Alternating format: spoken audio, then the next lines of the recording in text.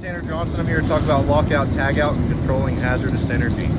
So when to perform lockout, tagout, and how to do so is we'll run through a demonstration of that. So before you provide service or any sort of maintenance on a piece of equipment, first thing you want to do is cut this source of energy to it to be able to perform that task.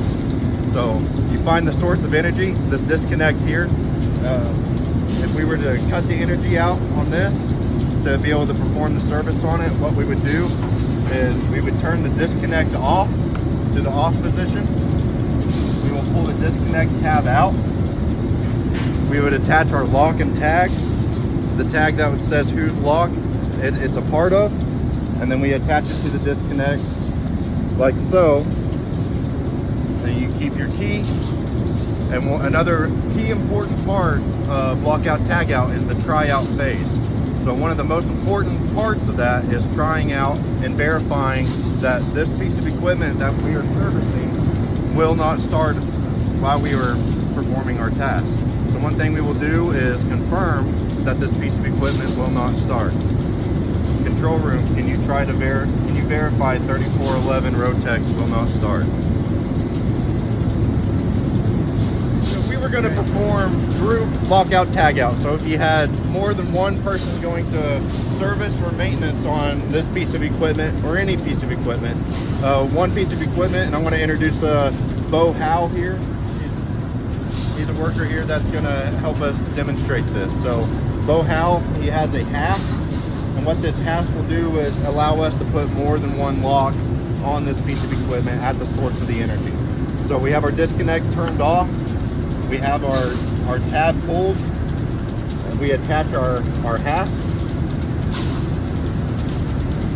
And then now we can attach our locks to this hasp.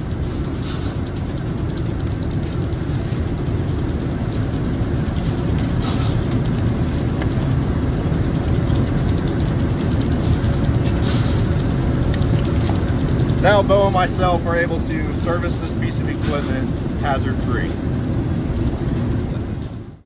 Different types of hazardous energy control can include mechanical, electrical, pneumatic, thermal, hydraulic, and chemical.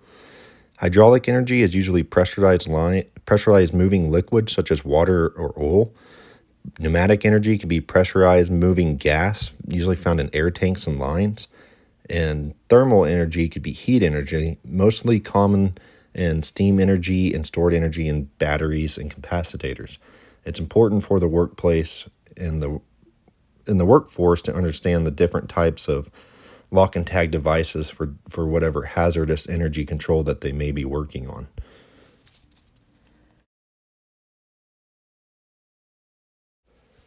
Different industries will follow different code of federal regulations. For example, in the mining industry, the 30 CFR is followed.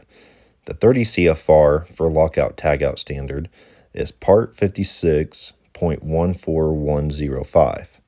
And on an OSHA regulated site, it would be 1910.147.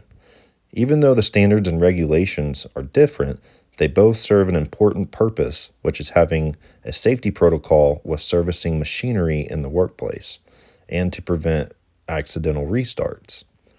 To ensure the workforce can prevent accidental restarts is to verify that the piece of equipment is de-energized, which is using the term lockout, tagout, tryout.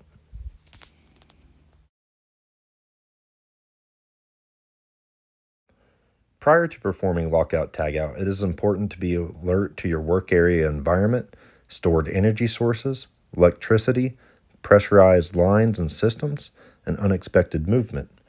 A personal experience I had with unexpected movement was working on a belt conveyor. We had our locks and tags and even verified that the belt conveyor would not start, but the conveyor did not have a braking system on it, and the conveyor rolled back on us while we were servicing it. Luckily, no injuries occurred, but it served as a great learning opportunity for stored energy.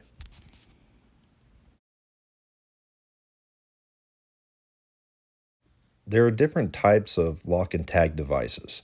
It could be a lockbox, a hasp, and even some companies have different color-coded locks, meaning different things. And also different types of tag devices as well. It's important that your workforce understands which devices that they would be using in the field.